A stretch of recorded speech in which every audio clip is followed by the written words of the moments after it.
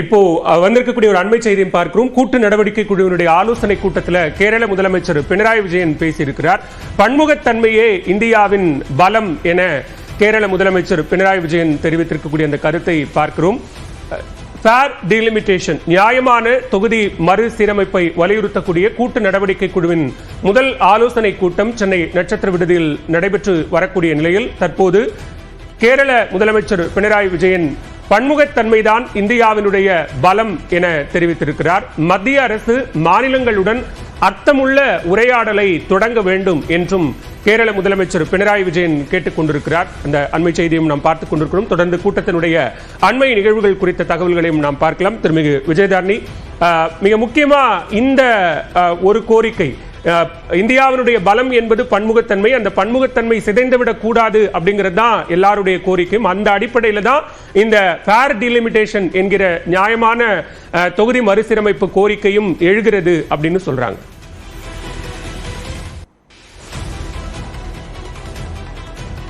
நியாயமான தொகுதி மறுசீரமைப்பு கோரிக்கை ஏற்கப்பட வேண்டிய ஒன்றுதான். அதுல எந்த மாற்று கருத்தும் இல்லை. ஆனா அதே நேரம் அது நியாயமாக இருக்காதுன்னு ரொம்ப எந்த ப்ராசஸ் ஸ்டார்ட் ஆகிறதுக்கு முன்னாடியே அதை பத்தின ஒரு பாலிடிக்ஸை பண்றது, ஒரு பாலிட்ரிக்ஸை பண்றதை எதிர்த்து தான் இன்னைக்கு இந்த கருப்பு கொடி காமிக்கிறோம் நாங்க.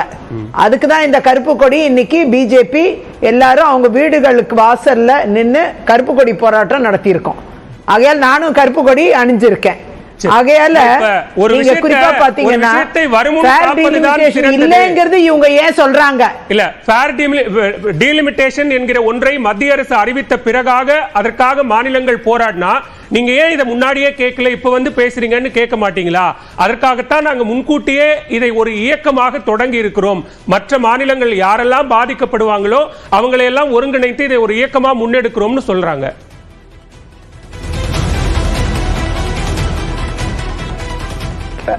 இயக்கமா முன்னெடுக்கிறது, பேச்சுவார்த்தை நடத்துறது, பிற மாநிலங்களை அழைச்சு கூட்டுக்குழு பேச்சுவார்த்தை நடத்துறது இதெல்லாம் தவறு இல்லை. நான் தவறுன்னு ஒரு நாளும் சொல்ல மாட்டேன். ஆனா அதே நேரம் அதை வைத்து ஒரு அரசியல் செய்வதுதான் தவறு. அதை வைத்து ஒரு பல்வேறு விஷயங்களை மறைக்க நினைக்கிறது தவறு. டைவர்ஷனரி பாலிடிக்ஸ் செய்யறது தவறு. அந்த பாலிடிக்ஸ் செய்யறது மிகப்பெரிய தவறு.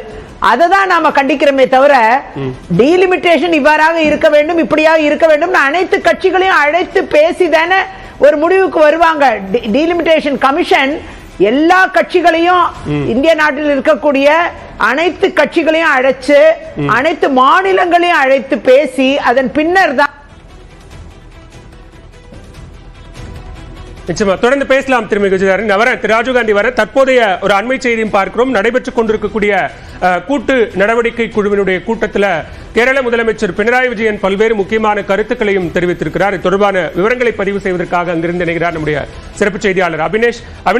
கேரள முதலமைச்சர் பினராயி விஜயன் தற்போது கூட்டத்தில் பேசியிருக்கிறார். அவர் தெரிவித்த முக்கிய கருத்துக்கள் என்ன அபினேஷ்?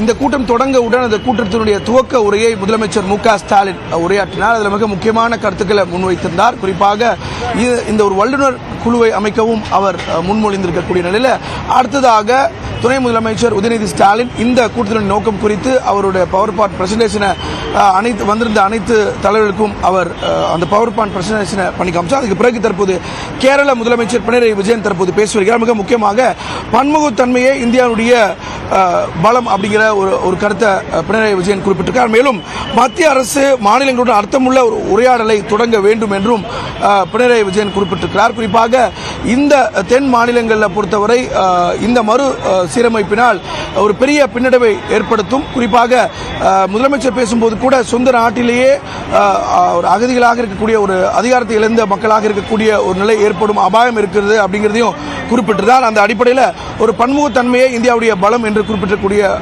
கேரள முதலமைச்சர் பினராயி விஜயன், அதே போல மத்திய அரசு அனைத்து மாநிலங்களிடையே ஒரு உரையாடலை இது தொடர்பாக தொடங்க வேண்டும் என்று குறிப்பிட்டிருக்கிறார். அடுத்தபடியாக தெலுங்கானா முதலமைச்சர் பேசியிருக்கிறார். அதுக்கு பிறகு பஞ்சாப் மாநில முதலமைச்சர் பேசிய பிறகு அனைத்து கட்சியினுடைய பிரதிநிதிகளும் இதில் பேசியதற்கு பிறகு இதில் மிக முக்கியமான தீர்மானங்களை நிறைவேற்ற இருக்கிறாங்க. குறிப்பாக இந்த ஃபேர் டீலிமிட்டேஷன் சொல்லக்கூடிய நியாயமான மறுசீரமைப்பு கூட்டு நடவடிக்கை குழுவுக்கான ஒரு ஒருங்கிணைப்பாளரை நியமிக்க இருக்கிறாங்க. அதற்கு பிறகு முக்கியமான தீர்மானங்களையும் இதில் நிறைவேற்ற இருக்கிறாங்க. பாலுவேல், தொகுதி மறுசீரமைப்பு தொடர்பான கூட்டு நடவடிக்கை குழுவின் முதல் ஆலோசனை கூட்டத்தில் தற்போது கேரள முதலமைச்சர் பினராயி விஜயன் பேசியிருக்கிறார். தொடர்ந்து அந்த கூட்டம்